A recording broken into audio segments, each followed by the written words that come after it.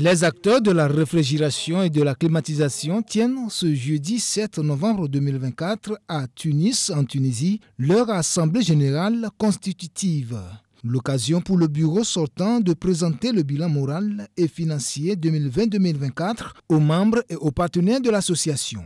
La réfrigération et la climatisation sont des domaines en constante évolution et face aux défis environnementaux et aux exigences croissantes en matière de durabilité, il est impératif que nous travaillons ensemble pour promouvoir des solutions innovantes et respectueuses de notre planète. C'est en fait vulgariser les bonnes pratiques, on le sait et on n'a pas honte de le dire.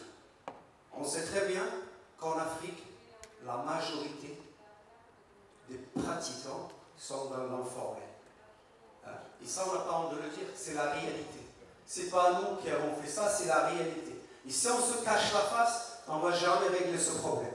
Donc c'est, comme dit l'exemple, un problème bien posé est un problème à moitié résolu. Donc posons le problème, proprement dit, sur la table et commencez à le résoudre.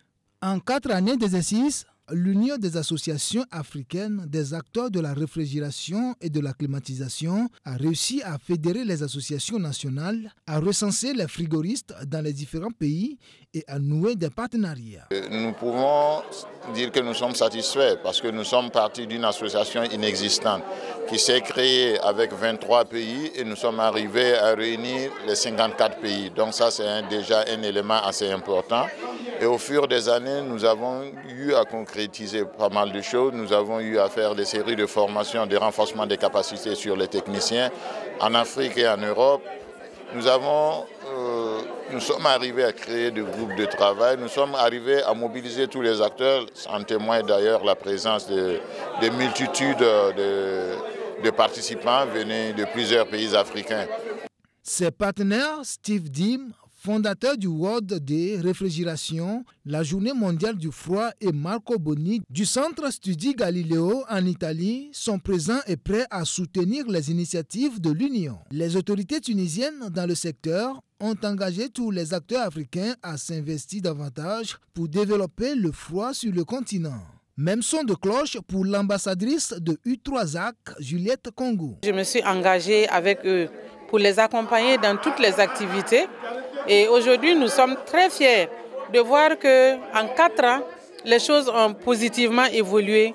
Et au fur et à mesure, nous allons toujours porter ce plaidoyer-là vers les gouvernants. L'Afrique ne va se prospérer que lorsque nous allons prendre en compte le cas de la climatisation et de la réfrigération dans nos habitudes. Parce que ce n'est pas un luxe aujourd'hui, c'est une nécessité qui permettra de conserver, de préserver ce que nous avons comme aliments, et médicaments et viande. La journée du vendredi permettra de renouveler le bureau exécutif pour donner de nouvelles orientations à l'Union pour la suite.